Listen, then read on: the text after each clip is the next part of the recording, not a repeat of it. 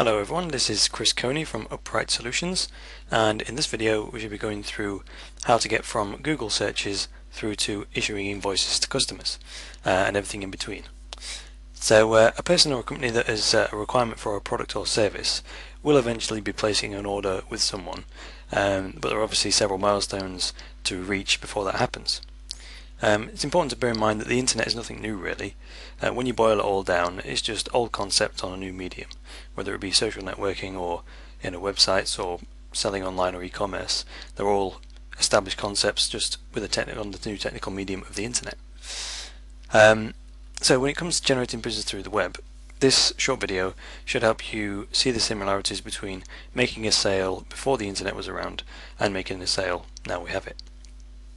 Now, as a guide during this video, I'll be referring to a diagram document that we've created, which I'll be showing on screen in a moment, which you can also download for your own reference later, and I'll show you where to get that from. The link is going to be on the Upright Solutions blog. So if you go to Google and just search for Upright Solutions blog, you'll find a copy of the Google searches to issuing invoices article, and then there'll be a link to the sales funnel that I'm going to go through in the video. So let me just bring up the document I'm talking about. There we go. So you might recognize this as a typical sales funnel that you might use in a sales process. And in the old days, the top of the funnel would be a number of cold calls made perhaps, and then the next stage down would be using the old system would be maybe the number of appointments that were made or the number of quotes sent out, and eventually the number of sales made and so on. Now it's very similar to the new age of marketing in that the process of having a large amount at the top and it filtering down is very similar, right down to the bottom where we see, if we just move this down here, once the sales drop out, you can work out average sale values, average margins, and so on. So if we take a phrase like internet marketing specialists, which is a phrase that we're optimizing our own website for, what we need to do is select a keyword or a key phrase, find out how many times it's searched for, and then through the sales funnel we can work out or predict how effective it's going to be.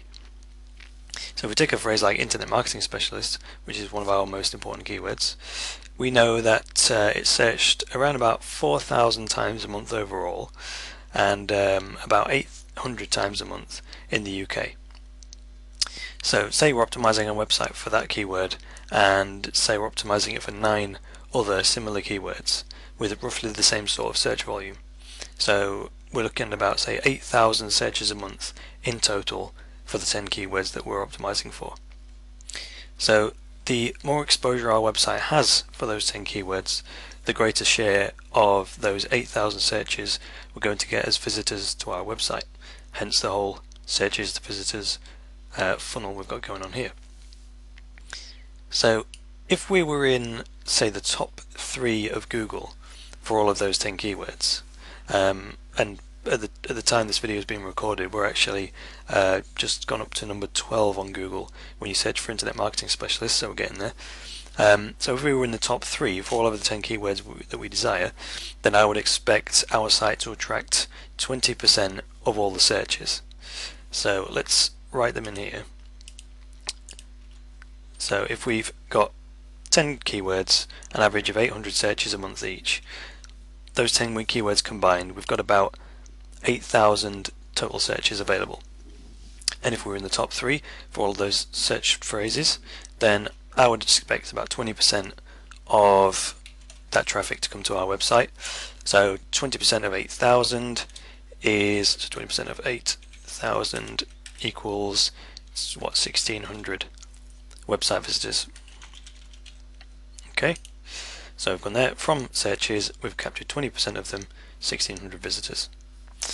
Now we've filled in the top 2 portions of the funnel diagram. The next thing we need to do is track how many of those 1,600 visitors will make an inquiry to us. So as I've put down the side of the search funnel here, those 8,000 searches turn into visitors, and what determines how many of those gets there is not just, as it says here, determined by your search engine optimization, but of your internet marketing effectiveness overall. So the more exposure you've got, the more of those total searches will come to your website as visitors. Okay, moving on. Now, even though we've got 1,600 visitors that have actively come searching for us, they'll all be at different stages in their decision-making process. So some are conducting initial research on the one end, and people are ready to sign the deal on the other end. Now, our website is pretty good, and it converts an average of about 4% of its search engine traffic into inquiries, which would mean in this scenario, if we had 1,600 visitors and we were converting 4% convert, it's 4% of 1,600, so what's that, 64 inquiries. So see how I've got there, 8,000 searches total, we've attracted 20% of them to the site, 1,600 website visitors a month, and then we've converted 4% of those into either telephone or email inquiries. So we've ended up with 64 new inquiries. Now, say only 50% of those inquiries are serious.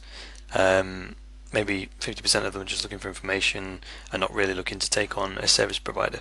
So if we discount half of those, then we end up with 32 proposals or quotes for our services. Okay, so that's the third stage dealt with. Finally, let's say our proposals aren't particularly persuasive, and only say 20% of those proposals or those potential customers actually decide to go ahead with us.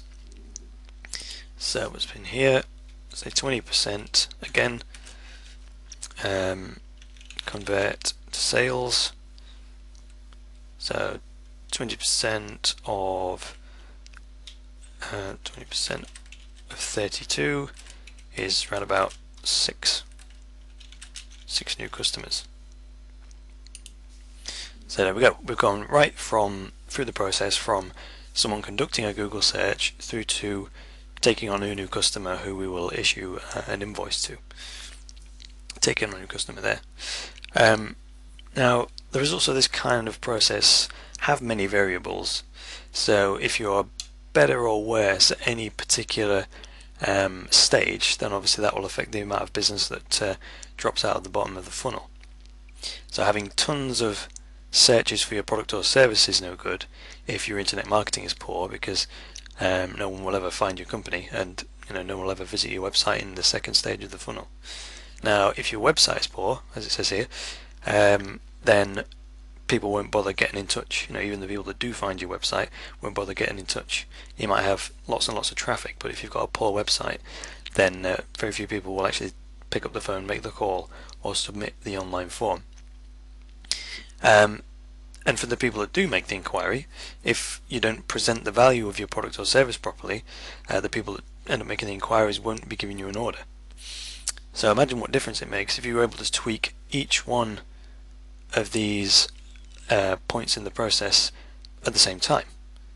So you increase traffic to your website, you optimize for more keywords, you improved your website so it converted better, and you employed some sales techniques to ensure that you were able to persuade the majority of people you gave quotes to actually went ahead with the service. Then the figures at the bottom that dropped out, total sales value and profit, would definitely be much improved.